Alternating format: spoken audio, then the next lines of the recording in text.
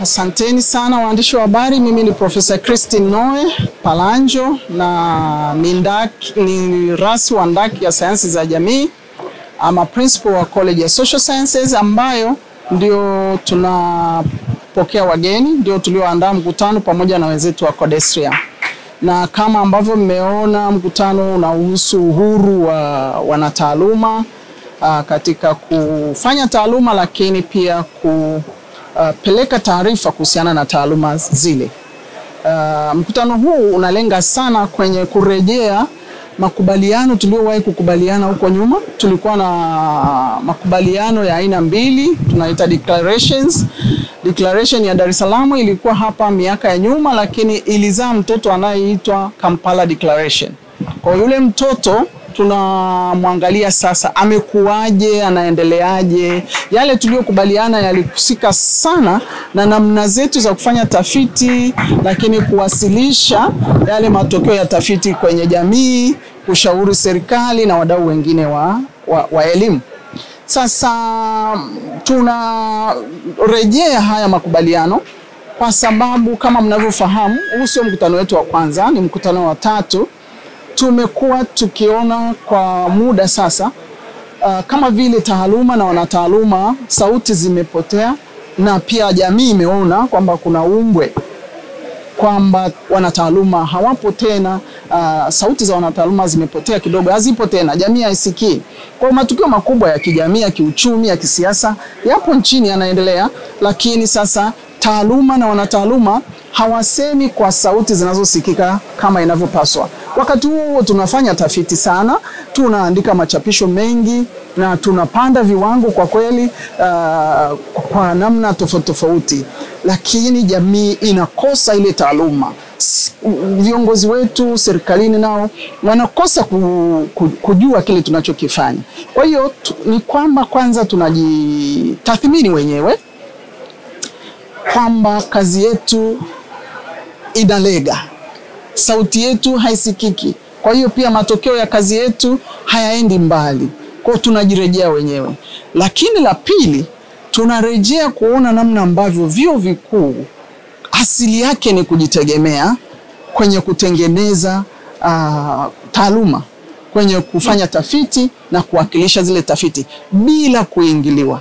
Sasa kwa muda mrefu na kidogo kuna mwingiliano mkubwa wa taaluma na uendeshaji wa serikali, uendeshaji wa vyuo vikuu. Kwa hiyo ule mwingiliano umepoteza ule uhuru wa vyuo kujiendesha, lakini pia sio tu kwamba serikali ina mwingiliano na vyuo kujiendesha, lakini hata wanataaluma wenyewe wamerudi nyuma kwa sababu tofauti. Kwingine ni uoga tu kwamba hatujafanywa chochote, lakini tunaona tutafanywa kitu. Sasa ule uoga ni kitu ambacho kimeturudisha nyuma sana. Sasa tumemsikia pia speaker amesema hapa kwamba sisi ni watu tulioaminiwa, wanataaluma tunaaminiwa kuleta ushauri. Lakini kama sisi tunaona kwamba tunazuiwa kufanya wakati hatujafanya tukaona tumezuiwa, basi hata wale wanaotutegemea hawana cha kufanya na sisi. Tunakuwa tumekosa cha kusaidia. Kwa hiyo tunajenga daraja kati ya wanataaluma na jamii zinazotutegemea, lakini na serikali yetu. Na sio jambo la Tanzania, hatuongelei Tanzania, tunaongelea bara la Afrika na namna ambavyo tunaweza tukawasiliana na dunia nzima kwa habari hii ya uhuru wa taaluma na uhuru wa wanataaluma pia. Mategemeo makubwa ni kwamba tutakuwa tumeona ni wapi mwingiliano umetoka, yale makubaliano ya Kampala yalikwama na sababu gani zilizokwamisha. Lakini sasa tuendeje mbele, tunaangalia juzi, jana, leo na kesho, ili tuone hivi vijana wetu wanataaluma wapya wanachukua nini cha kwenda nacho mbele. Hilo ni jambo muhimu sana kwa sababu wengine wamezaliwa hapa kati ambako taaluma imekuwa kimya. Kwa hiyo hatungependa kuwa na kizazi cha wanataaluma ambao wako kimya. Kwa hiyo tunataka kuwajulisha wanataaluma wa zamani wapo tayari sana kutusukuma, lakini hapo katikati kuna ombwe, ndio pale niliposema tunajenga daraja.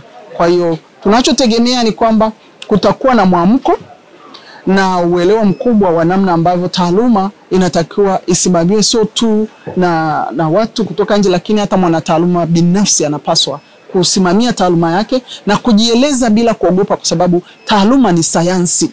Sisi ni watu wa sayansi ya jamii. Kwa hiyo kama jamii ina tatizo, tunapaswa kuongea sayansi ya lile tatizo. Ni la kisiasa, ni la kiuchumi, ni la kijamii, lakini sayansi ya hilo tatizo ni nini?